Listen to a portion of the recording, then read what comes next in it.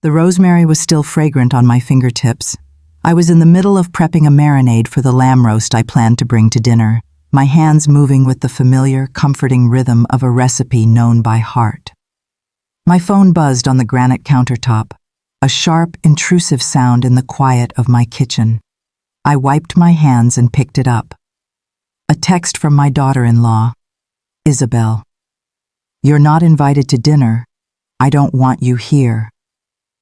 That was it. 2 short, brutal sentences. No greeting, no explanation. Just a digital execution sent at 4:17 p.m. on the very day I was supposed to arrive. I had paid for that dinner. I had covered the down payment on their house in the Denver suburbs, a house whose mountain view I had only seen twice. I paid the staggering hospital bills when their daughter Lily was born. I funded their honeymoon, their groceries, their Wi-Fi for the past 4 years. And now I wasn't wanted. My fingers moved with a strange, detached calm. I texted back one word, okay. Then I opened the black ledger I kept in my desk drawer. Every transaction was meticulously logged. $120 for a baby stroller, $5,000 for their wedding DJ, $20,500 for the deposit on their new home. Every gift, every support payment, 150 entries in total. I didn't scream, I didn't call, I didn't confront. I simply deleted the digital backup file, wiping the slate clean. Then I went completely silent. No more bank alerts, no more check-in calls, no more help. They had mistaken my love for a lifeline. They had no idea they had just severed the rope themselves. The real poison, however, hadn't started with a text message. It had started 3 months earlier with a whisper I was never supposed to hear. It was a crisp spring evening. I'd driven across town to their new house to drop off a care package, homemade soup, a few frozen meals, and diapers. Isabel answered the door with her phone pressed to her ear. Yeah, she's here again, she muttered, her voice sharp with annoyance. The sound carried clear as a bell from the Bluetooth speaker on the entry table. I swear she just looks for excuses to show up. My heart seized. She wasn't even trying to hide it. She knew I could hear. When she finally turned to me, her smile was a thin, brittle thing. Oh, hi, Catherine. That's so kind of you. Again. I handed her the bag, nodded silently, and walked back to my car. That was the first time I considered pulling back, but I didn't. Not yet. My son Leo had always been a gentle soul. He used to call me every weekend, his voice a warm counterpoint to my quiet house. But ever since Isabel, those calls had faded, the volume on our relationship slowly being turned down by another hand. The next week I sent a payment for their car insurance. No reply. The next month I offered to babysit. They said they already had plans with Isabel's mother. And now, this dinner. The dinner that was supposed to be a celebration of the home I had made possible. I had offered to host, bought the groceries, arranged the catering. I thought I was part of their family. It turned out I was just the founder. I didn't cry after her text. I didn't feel anger. What I felt was a deep, chilling silence inside me, a silence that told me I had let this go on for far too long. I had kept giving because I was scared of being forgotten, scared of being alone. But this wasn't love. It was a transaction, and it was time to close the account. I sat down at my computer. I paused the automatic rent top-up I had been sending them. I canceled the upcoming mortgage contribution. I changed the passwords to the shared family streaming services, the Amazon account, everything. I didn't send an email. I didn't give a warning. I simply vanished from the support system they had grown too comfortable leaning on. 2 days passed in quiet bliss. Then the texts started. Hey, Catherine, did something happen with the rent check? Mom, Netflix isn't working. Did you change the password? Can you check the grocery card? It was declined. I said nothing. Silence is the loudest reply. On the 4th day, Leo called. I let it ring. He called again and again. 66 missed calls by the end of an anxious week. But still no apology. Not one question about how I was. Just panic. That's when I knew for certain. They didn't miss me. They missed my money.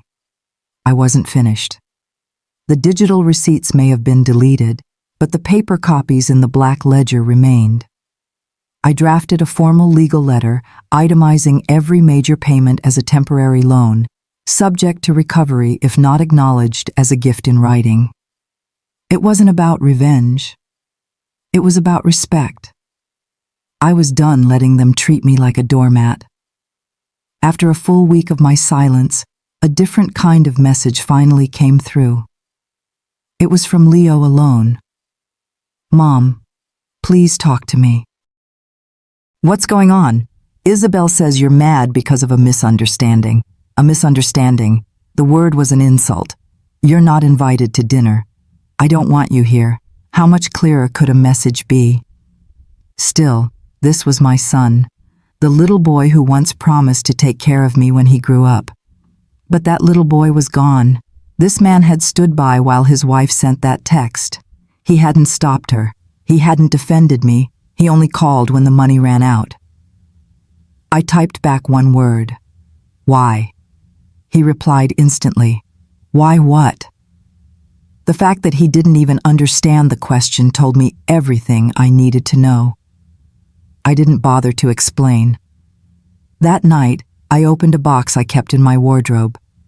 Inside were his childhood drawings, a photo of us at his college graduation, my face beaming, his arms wrapped around me like I was his whole world. Where had that boy gone? Maybe I had lost him the day I made his life too easy. The next morning, I received a long text from Isabel. "Catherine, I'm sorry if what I said came off as harsh. We're just trying to set boundaries now that we're in the house. We need space to build our family without interference." Interference. The word hit me like a slap. My support was generosity when they wanted it, and interference when they didn't. I didn't reply. Instead, I printed the 6-page statement of every expense I had paid on their behalf. I placed it in a red folder, the same kind I used for household bills when Leo was young. I attached a simple, handwritten letter. "Over the last few years, I have supported you both financially out of love. I never asked for repayment. I only expected respect. That was taken from me. You are adults. You have your own home. This is me stepping back. Consider the attached records a ledger of lessons, not in money, but in how quickly love is discarded when taken for granted. I will no longer fund my own disrespect." I placed the red folder in their mailbox and drove away. By the time I reached home, my phone was buzzing with calls. I didn't pick up. For the first time in years, the silence in my home felt like peace. It felt like freedom.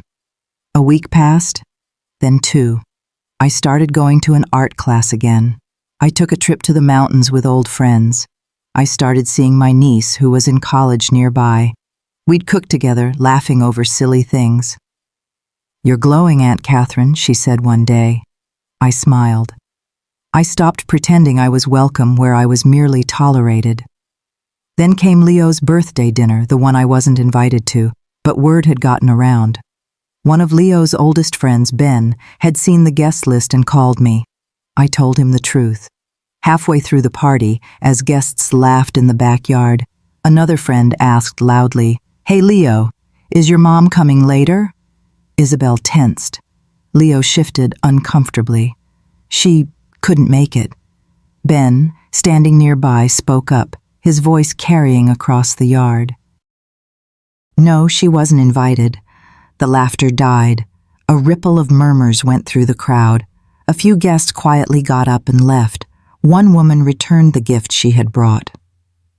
By the end of the night, only a handful of people remained. Leo left a voicemail that night, his voice strained. "Mom, I don't know what's happening. People are turning on us. Isabel's crying. Can we just talk?" I deleted it. A few days later, a handwritten letter arrived from him. "Mom, I'm sorry. You didn't deserve any of this. I don't know when I stopped seeing you as a person and started seeing you as just help. I was too afraid to disappoint Isabel, and I let her say things I should have stood up against. I want to try again. Not with money, just with me, your son. If there's still a chance. He had written by hand. That was the boy I remembered, the one who scribbled, "I love you, Mom," on crooked birthday cards. I missed that boy, but I didn't know the man he had become. I needed time. It started with a knock on the door one morning. There stood Leo, holding baby Lily in his arms. No Isabel. He looked exhausted. "Mom," he said softly. I didn't know where else to go. My heart ached, but my guard stayed up. Little Lily reached for me with her tiny fingers. I stepped aside and let them in. He finally broke the silence. She left, packed a suitcase last night and walked out. Said she was going to stay with her sister. Said I needed to figure out who I was loyal to. "And have you?" I asked. He looked up, his eyes filled with a pain that mirrored my own. I thought I was. But the more I tried to keep peace with her, the more I lost pieces of myself. And of you. He paused. "Mom, I know I let things go too far. I know I let her disrespect you, but you've always been the only person who truly had my back. And I miss you." There it was. The little boy in a grown man's body. "You let me become invisible in your life, Leo," I said, my voice soft but firm. "I know," he whispered, "and now that she's gone, you remember me." His eyes filled with tears. "That hurts." The baby started to fuss. I reached out and he handed her to me. She settled into my arms like she belonged there. Maybe it wasn't about punishing him anymore. Maybe it was about letting him earn his way back. That night, after he left, I stood by the window and stared at the moon. This new version of me had learned about boundaries. And boundaries don't bend just because someone remembers how to say they're sorry. A few days later, a text came from Isabel. "David's been staying with you. Good luck. Let's see how long you enjoy that. No question about the baby, just venom." I realized she wasn't upset because Leo had left her. She was upset because I wasn't begging to be let back in. She had lost control. I wasn't the desperate mother-in-law anymore. I was the one who set the limit, and for the first time, she was the one on the outside. I didn't reply. Instead, I took a screenshot. Leo returned a few days later, this time with a small box. "I found this when Isabel left," he said.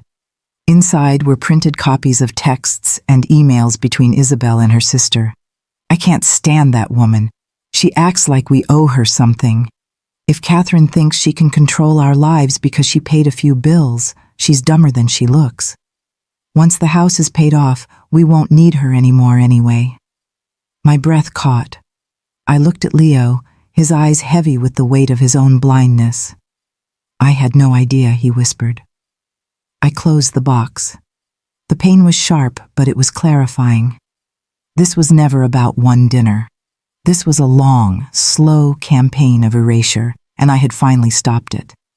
"Mom," he said, pausing at the door, "I know I have a long way to go, but I'm here now, and I'm staying." I believed him. But belief and trust are different things. Trust takes time, and this time, I wouldn't give it away freely. He had to earn it, just as I had earned my peace. The weeks that followed were quiet, tentative. He came by with Lily. He didn't ask for money or help, only for time. He talked. I listened. He started seeing a therapist. He got a second job on weekends to make ends meet. He was trying. One morning, he came over looking nervous. "I need your advice," he said. "Isabel filed for partial custody. She wants weekends, the house, and control of the joint account." She was trying to rattle him. I stood up, walked to my filing cabinet, and pulled out a business card. "Call this lawyer," I said. "She's sharp, fair, and not afraid of people like Isabel." "Are you sure?" "I'm not paying for the case, Leo," I said firmly. "But I will help you find the right tools to fight your own battles." He looked at me, and for the first time, there was no expectation in his eyes, only a deep, quiet gratitude. "Thank you," he said. "I'll handle the rest." He did. He won joint custody. The judge ruled against Isabel's financial demands. In the weeks that followed, she became a ghost in their lives, canceling visits, missing calls. She had wanted control, not responsibility. One night, while tucking Lily into bed in the guest room, she whispered, "Grandma, sing the song." I smiled and started humming the same lullaby I used to sing to Leo. Her tiny eyes fluttered shut. In that moment, I realized this story wasn't about loss. It was about legacy. It was about the strength to draw a line in the sand and the patience to see who would cross it with grace. It was about showing the next generation what love truly looks like: firm, gentle, honest, and always, always earned. It wasn't about being a provider who enabled weakness, but a parent who fostered strength, even if the lesson came late.